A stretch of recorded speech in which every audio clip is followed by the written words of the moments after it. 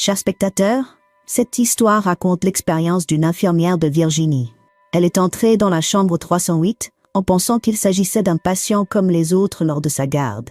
Mais ce qui a commencé comme des soins de routine s'est rapidement transformé en regards furtifs, conversations nocturnes et quelque chose qu'aucune règle hospitalière ne pouvait expliquer. Il y avait quelque chose chez lui, la façon dont il la regardait comme s'il connaissait déjà son cœur. Et il y avait quelque chose chez elle, la manière dont elle restait même après la fin de son service. Ce qu'ils partageaient était discret, tacite, mais le destin avait ses propres plans. Abonnez-vous maintenant, activez la cloche de notification et commentez d'où vous regardez, car cette histoire va bouleverser votre âme. Commençons l'histoire. Le matin à l'hôpital était toujours animé. Les infirmières se déplaçaient rapidement, les dossiers s'empilaient et une odeur de désinfectant flottait dans l'air. Suzanne marchait dans le couloir avec son plateau de médicaments, son badge oscillant légèrement à chacun de ses pas. Elle était infirmière ici, en Virginie, depuis un peu plus d'1 an. À seulement 20 ans, elle était encore jeune, mais elle avait appris à rester calme sous pression. Son travail représentait bien plus qu'un salaire pour elle. Elle se souciait de ses patients, écoutait leurs histoires et les traitait avec respect. Beaucoup la remarquaient, son sourire chaleureux, sa peau douce, sa silhouette fine mais harmonieuse. Certains la remarquaient pour de mauvaises raisons, mais elle restait professionnelle. Elle ne mélangeait pas travail et romance. Du moins, c'est ce qu'elle se disait avant Richard. Richard est un homme afro-américain de 28 ans, admis il y a 2 mois pour une maladie cardiaque. L'histoire de son accident avait fait le tour du service. Un crash qui avait coûté la vie à toute sa famille. Sa mère, son père, ses frères et sœurs, le laissant comme seul survivant. Depuis, il enchaînait les examens, les traitements et les moments de réflexion silencieuse. La première fois que Suzanne est entrée dans sa chambre, elle a remarqué à quel point il était différent des autres patients. Il ne se plaignait pas, ne jouait pas les victimes. Il la saluait d'un calme « bonjour » et la regardait droit dans les yeux. Pas d'une manière qui la mettait mal à l'aise, mais d'une manière qui lui donnait l'impression que sa présence comptait. Un après-midi, elle est entrée avec une autre infirmière, Carla, pour lui administrer ses médicaments. Richard a souri à toutes les deux, puis a fait une petite blague sur la grille d'aération qui le fixait toute la journée. Suzanne n'a pas pu s'empêcher de rire. Quelque chose chez lui restait dans son esprit, même après qu'elle eut quitté la chambre. Au fil des semaines suivantes, elle a remarqué à quel point parler avec lui était facile. Il était intelligent, drôle et poli. Même les jours où son état semblait clairement l'épuiser, il parvenait encore à la faire sourire. Mais Suzanne se répétait « C'est un patient et je suis son infirmière ». Un après-midi, le service manquait de personnel. Suzanne a dû prendre en charge des chambres supplémentaires. Lorsqu'elle est arrivée chez Richard, elle était en retard pour ses antidouleurs. Il n'a pas protesté. Au lieu de cela, il l'a regardée et a dit « Tu as l'air fatiguée. Tu devrais t'asseoir 1 minute ». Elle lui a répondu qu'elle ne pouvait pas. Mais quelque chose dans la chaise à côté de son lit l'a arrêtée. Elle s'est assise juste un instant et il a commencé à lui raconter une histoire sur son père qui lui apprenait à réparer une armoire bancale avec rien d'autre qu'un couteau à beurre. Elle pouvait l'imaginer, 2 personnes dans une petite cuisine se débrouillant avec ce qu'ils avaient. Quand elle s'est levée pour partir, Richard a tendu la main et a pris la sienne. Sa paume était chaude, son toucher doux mais assuré. « Lâche, Richard », a-t-elle dit doucement, sans dureté dans la voix. « Je suis désolée », a-t-il répondu en relâchant sa main. « J'ai juste besoin de te dire quelque chose d'important. Pas maintenant, plus tard. » Il a glissé la main sous son oreiller et en a sorti un morceau de papier plié. Il l'a placé dans sa main comme s'il était fragile. « Lis-le quand tu seras seul, » a-t-il dit. « Et s'il te plaît, ne le montre à personne. » Suzanne a glissé la note dans la poche de sa blouse et a quitté la chambre. Mais pour le reste de son service, elle ne pouvait s'empêcher d'y penser. Elle continuait ses tâches, vérifier les dossiers, répondre aux appels, administrer les médicaments, mais la note pesait contre sa jambe. Qu'est-ce qui pouvait être si urgent? Pourquoi ne pouvait-il pas simplement le dire? Enfin, pendant une courte pause, elle a trouvé un placard à fourniture vide. Elle a fermé la porte et s'est appuyée contre une étagère. Ses mains ont hésité un instant avant qu'elle ne sorte le papier de sa poche. Elle l'a déplié lentement, son souffle suspendu entre curiosité et prudence. L'écriture était soignée, les mots courts et directs. « Viens dans ma chambre à minuit, c'est urgent. Viens seul, Richard. » Elle l'a lu 2 fois, puis une 3e. Minuit, seul. Sa première pensée était simple. Elle ne devait pas y aller. Ce n'était pas professionnel. Rencontrer un patient au milieu de la nuit franchissait une ligne. Elle risquait des ennuis, peut-être même de perdre son emploi. Mais en restant là, avec le bruit lointain des moniteurs qui bipaient faiblement dans le couloir, elle s'est mise à se demander ce qui pouvait être si important. Il avait utilisé le mot « urgent ». Il ne semblait pas du genre à jouer. Elle a replié la note et l'a glissée dans sa poche, se disant qu'elle déciderait plus tard. Pour l'instant, elle avait juste besoin de respirer. Ce qu'elle ne savait pas, c'est que la décision qu'elle prendrait cette nuit-là changerait leur vie, à tous les deux, pour toujours. Susan était assise seule dans la petite salle de pause à l'extrémité du service. La lumière fluorescente au-dessus d'elle bourdonnait doucement et l'horloge au mur tic-taquait plus fort que d'habitude. Il était presque minuit. Ses vêtements de travail sentaient encore légèrement antiseptiques, mais tout ce qu'elle ressentait était la note pliée dans sa poche. Elle l'avait lue plus tôt. « Viens dans ma chambre à minuit. C'est urgent. Viens seul. » Ces quelques mots pesaient sur sa poitrine comme une pierre toute la soirée. Elle se répétait de ne pas y aller. Ce n'était pas professionnel. Si quelqu'un la voyait, non, ça n'en valait pas la peine. Mais chaque fois qu'elle pensait à l'ignorer, elle imaginait Richard allongé là, attendant, se demandant pourquoi elle n'était pas venue. Richard n'était pas juste un patient comme les autres. Elle se souvenait de la première fois qu'elle l'avait rencontré, de la manière dont il ne demandait rien d'inutile, dont il lui parlait comme si son temps comptait. Il était alité depuis 2 mois à cause d'une maladie cardiaque qui, selon son dossier, s'aggravait. Il lui avait un jour raconté qu'il avait développé cette maladie après avoir survécu à un accident de voiture qui avait tué toute sa famille. Elle ne pouvait imaginer porter un tel chagrin seule. Ses mains se frottaient lentement l'une contre l'autre. Il lui restait 20 minutes avant la fin de son service.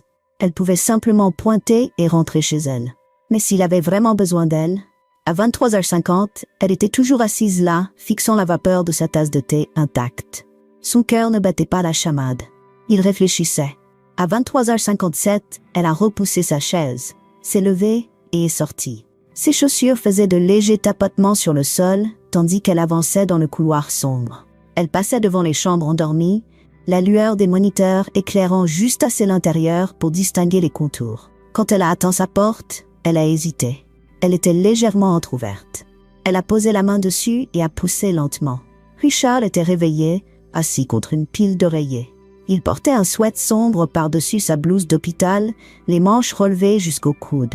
La lampe à côté de son lit était allumée, donnant à la pièce une teinte chaude. Quand ses yeux ont croisé les siens, ils se sont adoucis. « Tu es venu » a-t-il dit doucement.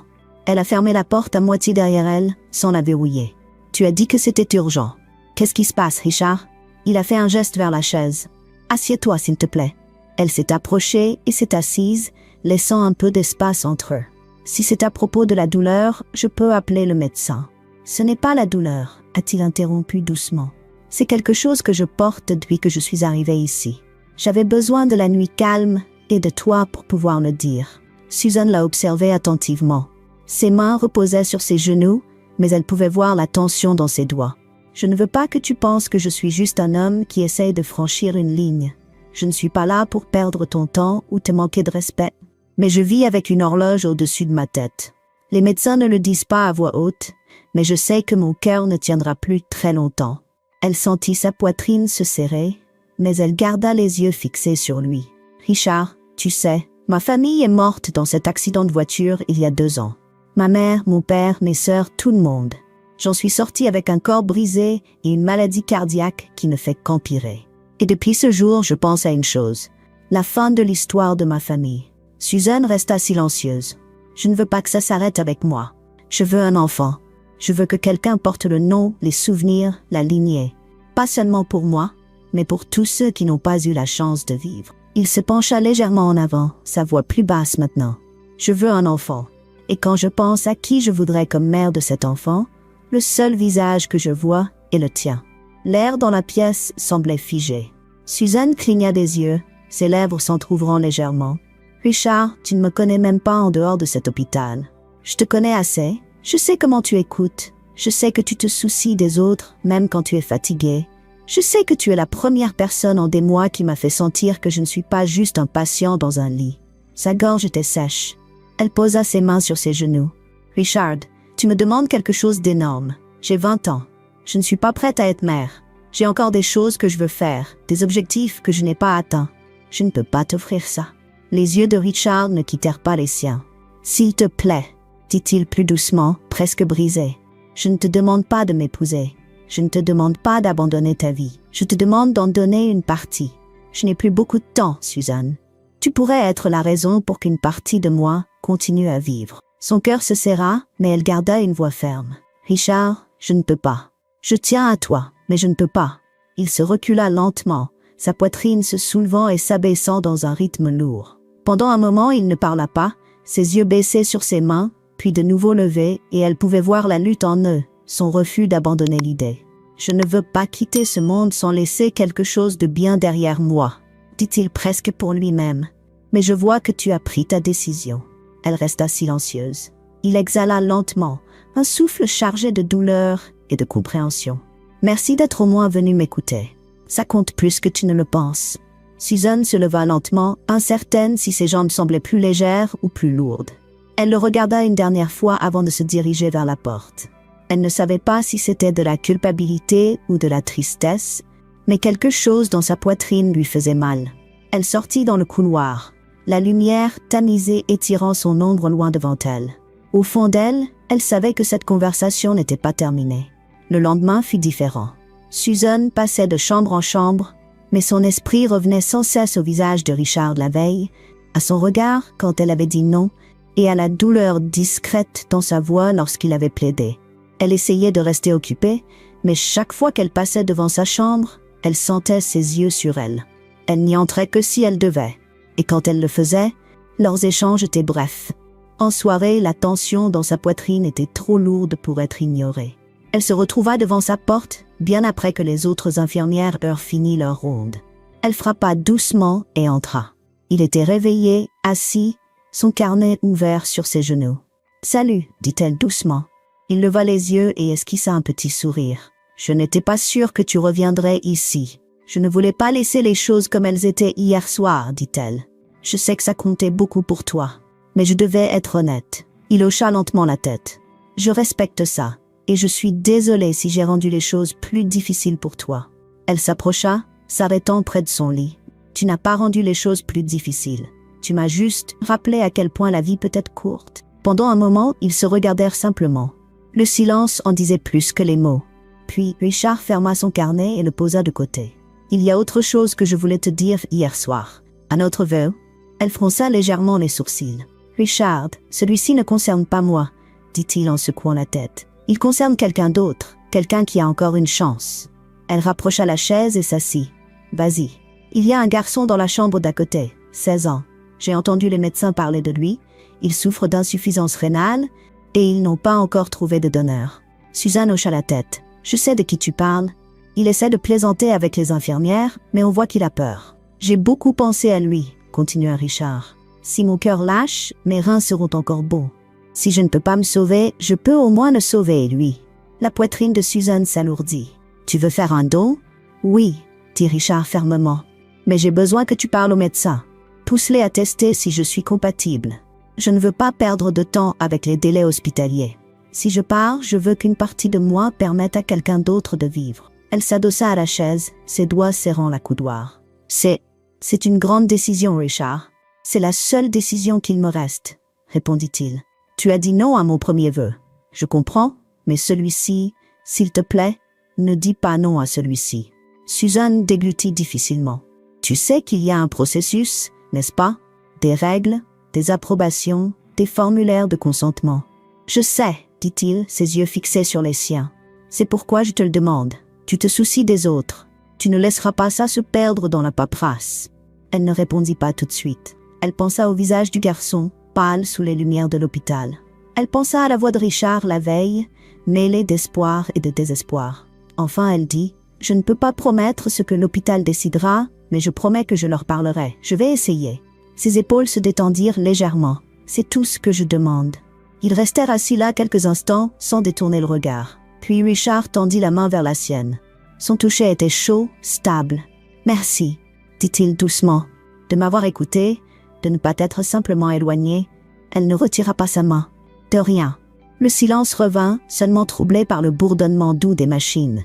Suzanne ressentait le poids du moment qui les enveloppait. Puis, soudain, l'expression de Richard changea. Sa main serra la sienne plus fort. « Richard, qu'est-ce qui ne va pas ?» Il grimaça, son autre main se posant sur sa poitrine. « C'est serré. Je ne peux pas respirer. » Suzanne bondit de sa chaise. « Reste avec moi, dit-elle, sa voix désormais urgente. » Elle appuya sur le bouton d'appel, ses yeux scrutant le moniteur, alors que les lignes à l'écran commençaient à osciller. Des pas précipités résonnèrent dans le couloir. La porte s'ouvrit brusquement, et 2 infirmières entrèrent en trombe, suivies d'un médecin. « Quel est son état ? Douleurs thoraciques, signes vitaux en baisse ?» Suzanne répondit rapidement, s'écartant alors qu'ils intervenaient. « Apportez le chariot de réanimation !» cria une infirmière. Les yeux de Richard trouvèrent les siens à travers le chaos. Ses lèvres bougèrent, luttant pour former des mots. Elle se pencha près de lui pour qu'il n'ait pas à forcer. « S'il te plaît, murmura-t-il, n'oublie pas. »« Je n'oublierai pas, » répondit-elle fermement, la voix brisée. Le médecin lança des chiffres. Les infirmières travaillaient vite et Suzanne resta à l'écart de la pièce, son cœur douloureux d'une manière qu'elle ne pouvait décrire. Ils attachèrent des électrodes sur sa poitrine. « Dégagez !» Le choc fit tressaillir son corps. Le moniteur vacilla puis se stabilisa un instant avant de redescendre. « Rechargez ! Dégagez !» Suzanne plaqua sa main sur sa bouche, se forçant à ne pas pleurer. Elle devait rester calme, même si la pièce semblait se refermer sur elle. Les minutes passèrent. L'équipe ne s'arrêta pas. Suzanne ne pouvait qu'observer. Elle pensa à son premier vœu, à son second, à sa vie avant l'accident, à la famille qu'il avait perdue, au garçon dans la chambre d'à côté et à la fragilité de cet instant. Le moniteur bipa régulièrement à nouveau, mais les lignes étaient faibles. « On a un rythme, » dit le médecin. « Transférons-le en soins intensifs. » Ils commencèrent à le déplacer, les machines roulant à côté. Suzanne les suivit jusqu'à la porte, puis s'arrêta dans le couloir alors qu'il l'emmenait. Ses mains tremblaient. Elle s'appuya contre le mur, essayant de calmer sa respiration. La chambre du garçon était à quelques portes de là. Les stores étaient partiellement ouverts, et elle pouvait le voir allongé, les yeux fermés, un tube d'oxygène sous le nez. Suzanne tourna la tête vers la direction où ils avaient emmené Richard. Elle entendait encore le faible grincement des roues du lit s'éloigner dans le couloir. Elle pressa ses paumes l'une contre l'autre, une prière silencieuse se formant dans son esprit. Mais à cet instant, une voix retentit dans l'interphone de l'hôpital. Urgente, tranchante. Code bleu. Soins intensifs. Code bleu. Les yeux de Suzanne s'écarquillèrent. Elle ne bougea pas tout de suite, puis elle s'écarta du mur et se mit à marcher rapidement vers les soins intensifs, ne sachant pas ce qu'elle allait voir. Ce qui se passa ensuite laissa tout le monde sous le choc. Chers spectateurs, le dernier chapitre est presque là. La deuxième partie révélera tout ce que vous attendez. Les rebondissements, les émotions et les réponses auxquelles vous ne vous attendiez pas. Dans très peu de temps, nous la publierons. Et croyez-moi, vous voudrez être parmi les premiers à la voir. Alors, abonnez-vous maintenant et activez la cloche de notification pour ne pas la manquer dès qu'elle sera disponible. Avant de partir, écrivez partie finale dans les commentaires avec l'endroit d'où vous regardez. Voyons combien d'entre vous sont prêts pour la grande fin. La vérité arrive et elle va tout changer.